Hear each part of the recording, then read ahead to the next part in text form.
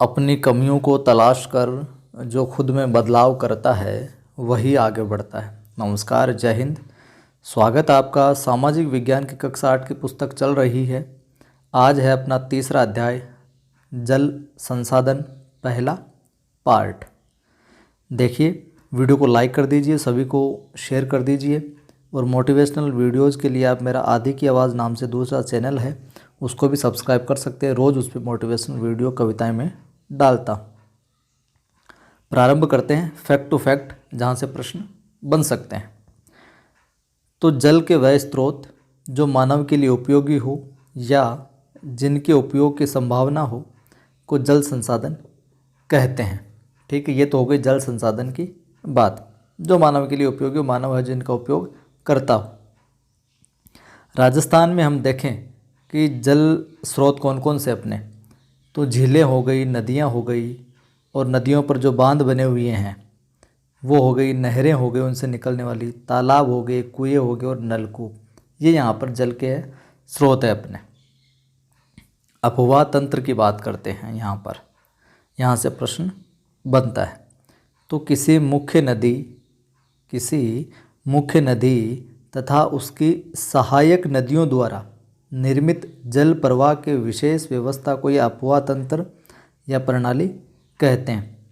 कोई मुख्य नदी है और उसकी सहायक नदियाँ, ये मान लो मुख्य नदियाँ हो गई और ये इधर से आने वाले इसकी सहायक नदियाँ, तो इनके द्वारा निर्मित जो जल प्रवाह की विशेष व्यवस्था है, मतलब ये बहने वाला जो रास्ता है ना, यूँ समझो आप, ये इनकी जल प्रवाह की विशेष व्यवस्था है, यही अपवाह तंत्र या प्रवाह प्रणाली कहलाती है।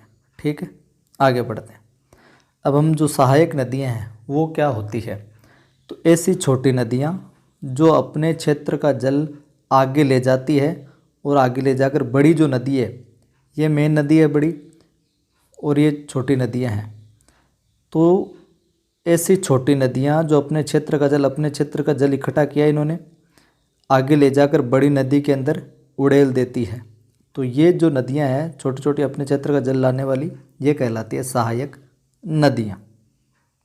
देखिए, विद्वानों के अनुसार ये माना जाता है, इत्मीनान से देखिए, अपनी क्लास छोटे छोटे टुकड़ों में छोटे छोटे बाइट के रूप में दी जाती है ताकि जितनी दी जाए उतनी याद हो जाए। विद्वानों का मानना है कि आज से लगभग 3000 वर्ष पूर्व सतलज, यमुना और प्रागैतिहासिक कालीन सरस्वती नदी राजस्थान से होकर बहती हुई गुजरात में भरूच के पास अरब सागर में गिरती थी। लेकिन भूगर्भिक हलचल हुई ऐसी और जलवायु परिवर्तन के कारण वैदिक संस्कृति की जो पोषक ये नदी थी सरस्वती, वो लुप्त हो गई। जल विभाजक रेखा किसे कहते हैं, यह प्रश्न राजस्थान से संदर्भ में कई बार पूछा गया है। तो दो अपवाह क्षेत्रों के मध्य की उच्च भूमि जो वर्षा जल को विभिन्न दिशाओं में प्रवाहित करती है, उसे जल विभाजक रेखा कहते हैं। जैसे राजस्थान में अरावली पर्वत, जो राजस्थान का ये अरावली पर्वत है, तो ये जो जल का विभाजन कर देती है इधर और इधर, इसलिए जल विभाजक रेखा कहलाती है। राजस्थान का अपवाह तंत्र देखते हैं, जिसको 3 भागों में बांटा जाता है। आज हम अपवाह तंत्र देखते हैं और उसके अंदर आने वाली नदियों को देखते हैं, और कल की क्लास के अंदर हम देखेंगे विस्तार से एक एक नदी का वर्णन। तो अपवाह तंत्र को 3 भागों में बांटा जाता है। पहला अपवाह तंत्र है बंगाल की खाड़ी का अपवाह तंत्र। ये पूछा जाता है निम्न में से नदी किस अपवाह तंत्र की है या किस में गिरती है, तो ये आप नदियाँ जरूर याद रखिएगा।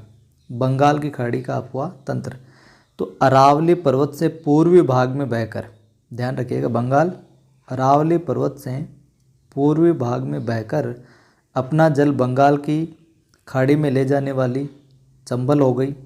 बंगाल की खाड़ी में ले जाने चंबल, काली सिंध, पार्वती, बनास, बेड़क और इसके सहायक नदियाँ, जो बंगाल की खाड़ी का अपवाह तंत्र कहलाता है। ये नदियाँ और इनकी जो सहायक नदियाँ वाला जो क्षेत्र है वो क्या कहलाता है, बंगाल की खाड़ी का अपवाह तंत्र है कहलाता है। ये अपवाह यानी जहाँ जिस रास्ते पे, जिस सिस्टम से, जिस बहने की जो व्यवस्था है वो। दूसरा है अरब सागर का अपवाह तंत्र। अरावली पर्वत से दक्षिणी पश्चिमी भाग में बहकर अपना जल अरब सागर में ले जाने वाली कौन सी? अरब सागर में माही, लूणी, साबरमती, पश्चिमी बनास एवं इनकी सहायक नदियाँ को अरब सागर का अपवा तंत्र कहते हैं। तो बंगाल की खाड़ी का हो गया, अरब सागर की नदियों का हो गया। अब तीसरा है आंतरिक अपवा तंत्र। तो आंतरिक अपवा तंत्र क्या होता है दोस्तों? ऐसी नदी जो किसी समुद्र तक ना पहुंचकर, समुद्र तक नहीं जाती है, स्थल भाग में विलुप्त हो जाती है या किसी झील में मिल जाती है, तो उसे आंतरिक या भूमिगत अपवा तंत्र वाली नदी कहते हैं। और राजस्थान में बहने वाली घग्गर हो गई, बाणगंगा, कांतली, साबी, रूपारेल, मेंढा आदि नदियां आंतरिक प्रवाह तंत्र के उदाहरण हैं। घग्गर, बाणगंगा, कांतली, साबी, रूपारेल, मेंढा। ठीक है, तो ये थी आज की कक्षा जिसमें अपवा तंत्र को देखा। राजस्थान के अपवा तंत्र को 3 भागों में विभाजित किया गया है, बंगाल की खाड़ी वाला, अरब सागर वाला और आंतरिक अपवा तंत्र, और इनमें कौन कौन सी नदी आती है वो देखी। वीडियो अच्छा लगा हो तो लाइक कर दें, शेयर कर दें। पहली बार देख रहे हैं तो सब्सक्राइब कर घंटे के निशान को ज़रूर दबा लें ताकि आने वाली वीडियोज़ की सूचना आपको मिलती रहे। जय हिंद।